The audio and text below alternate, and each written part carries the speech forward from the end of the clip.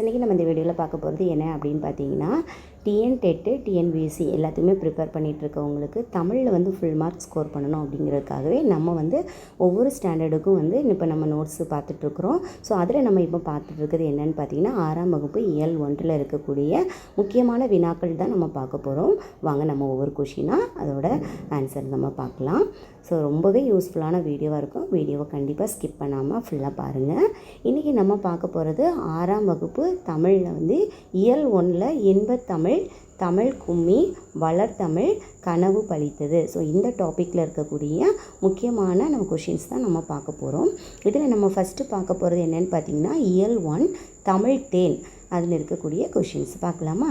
முதல் கொஷின் பாருங்கள், ஏற்ற தாழ்வற்ற டேஸ் அமைய வேண்டும்.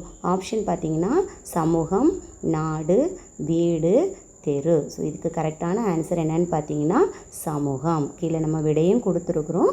ஸோ நீங்கள் வந்து என்ன ஆன்சர் வரும் அப்படிங்கிறத நீங்களும் வந்து ஒரு நோட்டில் போட்டு நீங்கள் கரெக்டான ஆன்சர் சொல்கிறீங்களா அப்படிங்கிறத நீங்களும் செக் பண்ணிவிட்டு பாருங்கள். நெக்ஸ்ட் கொஷின் நம்பர் 2 பாருங்கள், தமிழுக்கும் அமுதென்று பேர், அந்த தமிழின்ப தமிழ் எங்கள் உயிருக்கு நேர்.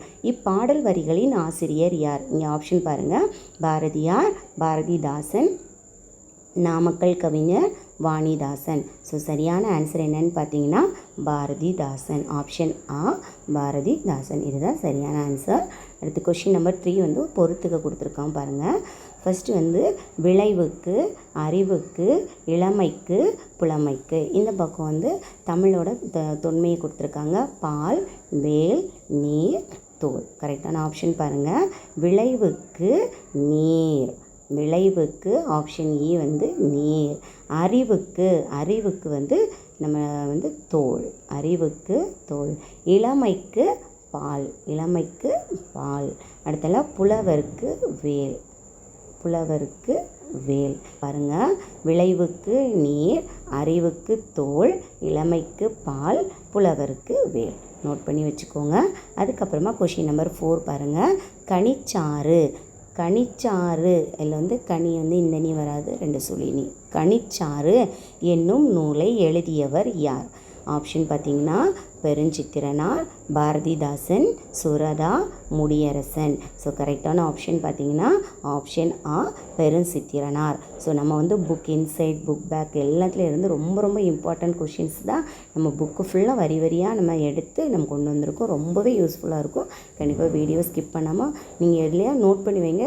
லாஸ்ட்டில் உங்களுக்கு ரிவைஸ் பண்ணுறதுக்கு ரொம்பவே யூஸ்ஃபுல்லாக இருக்கும். கொஷின் நம்பர் 5 பாருங்கள், ஆழிப்பெருக்கு என்பதன் பொருள் யாது? ஆப்ஷன் பார்த்திங்கன்னா கடல்கோள், நிலப்பகுதி, மேனி, ஒழி. ஸோ இதுக்கு கரெக்டான ஆன்சர் கடல்கோள். ஆழிப்பெருக்கு, ஆழினா நமக்கு தெரியும், ஆழினா கடல். ஸோ அதுதான் ஓகேவா? ஸோ அதை வச்சு நம்ம ஈஸியாக ஆன்சர் பண்ணிக்கலாம். நெக்ஸ்ட்டு நம்ம உரைநடை பார்க்குறோம். அதில் வந்து வளர்த்தமிழ், அதில் இருக்க உரைநடையில் இருக்கக்கூடிய கொஷின்ஸை நம்பர் 6 பாருங்கள், யாமறிந்த மொழிகளிலேயே தமிழ் மொழி போல் இனிதாவது எங்கும் காணோம் என கூறியவர். இங்கே ஆப்ஷன் பார்த்திங்கன்னா பாரதிதாசன், பாரதியார், கம்பர், ஔவையார். ஸோ நமக்கு ஆன்சர் பாரதியார். கொஷின் நம்பர் 7 பாருங்கள், தமிழ் எழுத்துக்கள் பெரும்பாலும் எந்த வகை எழுத்துக்களாகவே அமைந்துள்ளன அப்படின்னு பார்த்தீங்கன்னா ஆப்ஷன் பாருங்கள், இடஞ்சொலி, வடமொழி, வளஞ்சொலி, மெல்லினம். ஸோ இதுக்கு கரெக்டான ஆப்ஷன் வளஞ்சொலி. இதுதான் கரெக்டான ஆப்ஷன். ஸோ அந்த எழுத்துக்கள் பாருங்கள், ஆ, ஏ, ஓ, ந, ஞா.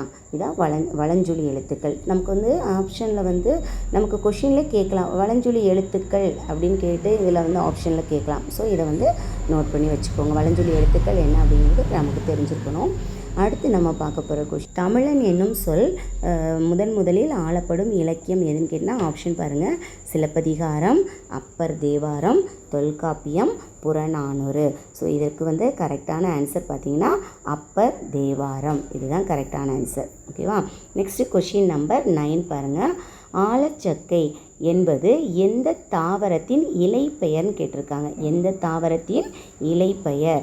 ஆப்ஷனில் கொடுத்துருக்காங்க, மல்லி, கரும்பு, பனை, ஆல், அரசு. ஸோ இதுக்கான கரெக்டான ஆன்சர் பார்த்திங்கன்னா ஆல், அரசு. ஸோ இதுதான் கரெக்டான ஆன்சர். அதுக்கு பாருங்கள், ஆல் அப்படின்னா ஆலமரத்தோட இலையும், அரசு அப்படிங்கிறது வந்து அரச மரத்தோட இலையும் சொல்லி தான் நமக்கு இது வந்து ஆலச்சக்கை அப்படின்னு சொல்லியிருக்காங்க. ஓகேவா? நெக்ஸ்ட் வந்து கொஷின் நம்பர் 10 பாருங்கள். தொலைநோக்கியை கண்டறிந்தவர் யார்? முதல்ல இந்த தொலைநோக்கியை வந்து கண்டறிந்தவர் யார்? இந்த கருத்தை வந்து எதில் வந்து யார் கூறியிருப்பாங்க அப்படிங்கிறதுக்கு நம்ம விளக்கம் கொடுத்துருக்கோம் பாருங்கள். தொலைநோக்கியை கண்டறிந்தவர் ஐன்ஸ்டீனா, கலீலியோவா, நியூட்டனா, ஆர்க்கிமிடிஸா? இதுக்கு சரியான ஆன்சர் பார்த்திங்கன்னா கலினியோ. இதன் கருத்தை அவர் எந்த நூலில் சொல்லியிருப்பார் அப்படின்னு பார்த்தீங்கன்னா திருவள்ளுவ மாலையில் கபிலர் தான் கூறியிருப்பார். யார் சொல்லியிருப்பார்? கபிலருங்கிறவர் திருவள்ளுவ மாலை அந்த நூலில் வந்து அவர் வந்து சொல்லியிருக்கிறாரு. ஓகேவா? நெக்ஸ்ட் ஒன் பார்த்திங்கன்னா இலக்கண பகுதி. பொதுவாக தமிழில் வந்து நம்ம ரொம்ப அதிகமாக படிக்க வேண்டியது உரைநடை, நம்ம வந்து செய்யுள் படிக்கிறத போல் நம்ம வந்து தமிழ் இலக்கணத்துக்கு வந்து ரொம்ப இம்பார்ட்டன்ஸ் கொடுக்கணும். இப்போ லாஸ்ட் இயர் நடந்த டெட் எக்ஸாம்லலாம் பார்த்தீங்கன்னா உரைநடையிலேருந்து கேட்ட கொஷினை விட நிறைய கொஷின் எதுலேருந்து கேட்டிருந்தாங்க அப்படின்னா இலக்கண பகுதியிலேருந்து கேட்டிருந்தாங்க. ஸோ இலக்கண பகுதிகள் படிக்கும்போது ரொம்ப கவனமாக படிக்கணும். ரொம்ப மனசில் நிற்கிற மாதிரி நம்ம வந்து புரிஞ்சு படித்து வச்சுக்கணும். அதுதான் நமக்கு ரொம்ப வந்து யூஸ்ஃபுல்லாக இருக்கும். அந்த நேரம் நிறைய கன்ஃபியூஷன் நமக்கு வரும்போது நம்ம அதுவாங்கிற குழப்பம் வராமல் இருக்குன்னா நம்ம படிக்கும்போதே அதை வந்து தெளிவாக நம்ம தெரிஞ்சு வச்சுக்கணும். அதுதான் அதில் ரொம்ப முக்கியம். இதில் தமிழ் எழுத்துக்களின் வகையில் நம்ம வந்து பார்க்க போகிற 11th கொஷின் என்னன்னு பாருங்கள். தமிழ் மொழியின் இலக்கண வகைகள் எத்தனை? உங்கள் ஆப்ஷன் பாருங்கள், 3, 4, 5, 6. ஸோ இதுக்கு சரியான ஆன்சர் பார்த்திங்கன்னா 5 வகை. எத்தனை வகை? 5 வகை. அப்போ அந்த இலக்கண வகைகள் எதெல்லாம் அப்படின்னு பார்த்திங்கன்னா எழுத்து, சொல், பொருள், யாப்பு, அணி 5 வகைகளை கொண்டது. ஓகேவா? நெக்ஸ்ட் பாருங்கள், கொஷின் நம்பர் 12 பாருங்கள். குறில் எழுத்தை ஒலிக்கும் கால அளவு. இது வந்து 6th ஸ்டாண்டர்ட் புக்கில் வந்து அந்த பாக்ஸுக்குள்ளே கொடுத்துருப்பாங்க. குறில் எழுத்தை ஒலிக்கும் கால அளவு பார்த்திங்கன்னா அரை மாத்திரை, 1 மாத்திரை, 2 மாத்திரை, 3 மாத்திரை. இதுக்கான கரெக்டான ஆன்சர் என்னன்னு பார்த்தீங்கன்னா 1 மாத்திரை. குறில் எழுத்து, அதாவது நெடில் எழுத்து இல்லைங்க, கா, சா, இந்த மாதிரி குறில் எழுத்துக்கள் வருதுல்ல, ஸோ இதை குறிக்கும் கால அளவு என்ன அப்படின்னு பார்த்தீங்கன்னா 1 மாத்திரை கால அளவு. ஓகே, இப்போ கொஷின் நம்பர் 13 பார்க்கலாம். மெய் எழுத்துக்கள் ஒலிக்கும் கால அளவு. மெய் எழுத்துக்கள் அப்படின்னாலே நமக்கு வந்து புள்ளி வச்ச எழுத்துக்கள், அதாவது இக்கு, இங்கு, இச்சு, இதுதான் மெய் எழுத்துக்கள். ஸோ மெய் எழுத்துக்களை குறிக்கும் கால அளவு பார்த்திங்கன்னா ஆப்ஷன் வந்து ஆ வந்து 1, 2 மாத்திரை, அரை மாத்திரை, கால் மாத்திரை. ஸோ இதுக்கு கரெக்டான ஆன்சர் என்ன அப்படின்னு பார்த்தீங்கன்னா அரை மாத்திரை. மெய் எழுத்துக்களை ஒலிக்கும் கால அளவு அரை மாத்திரை. அடுத்து நம்ம கொஷின் நம்பர் 14 பாருங்கள். ஆயுத எழுத்தின் மாத்திரை அளவு என்ன? ஆயுத எழுத்துனா நமக்கு எல்லாருக்குமே தெரிஞ்சிருக்கும், அக் அப்படி சொல்லுவோம்ல, அதுதான் ஆயுத எழுத்து. ஸோ அதோட மாத்திரை அளவு நமக்கு வந்து ஆப்ஷனில் என்ன கொடுத்துருக்காங்கன்னா 1 மாத்திரை, அரை மாத்திரை, 2 மாத்திரை, அதுக்கு மாத்திரை இல்லை அப்படின்னு சொல்லியிருக்காங்க. ஸோ கரெக்டான ஆப்ஷன் பார்த்திங்கன்னா ஆப்ஷன் ஆ, அரை மாத்திரை. அப்போது மெய் எழுத்துக்கும் அரை மாத்திரை, ஆயுத எழுத்துக்கும் அரை மாத்திரை. இப்போ இது போக நம்ம வந்து எக்ஸ்ட்ரா வந்து கூடுதல் வினாக்கள்னு சொல்லிட்டு நம்ம கொடுத்துருக்கோம் பாருங்கள். பாவேந்தர் என அழைக்கப்படுபவர் பாரதிதாசன். அடுத்தல பாருங்கள், பாவலரேறு என அழைக்கப்படுபவர் பெருஞ்சித்திரனார். தமிழ் என்ற சொல் முதலில் இடம்பெற்ற நூல் என்ன பார்த்தீங்கன்னா தொல்காப்பியம். தமிழ்நாடு என்ற சொல் முதலில் இடம்பெற்ற நூல். இது வந்து நிறைய வாட்டி இது கொஷினில் கேட்டிருக்காங்க. இது ரொம்ப ரொம்ப இம்பார்ட்டன்ட், நீங்கள் நோட் பண்ணி வச்சுக்கோங்க. ஸோ இடம்பெற்ற நூல் என்னன்னு பார்த்தீங்கன்னா சிலப்பதிகாரம். சிலப்பதிகாரத்தில் என்ன காண்டத்தில் இருக்குது அப்படின்னு பார்த்தீங்கன்னா வஞ்சி காண்டத்தில் இருக்குது. ஓகேவா? அடுத்து கடல் நீர் முகந்த கமஞ்சூல் எழிலி. ஸோ இந்த வரி இடம்பெற்ற நூல் என்ன அப்படின்னு பார்த்தீங்கன்னா கார் 40. இது கார் 40.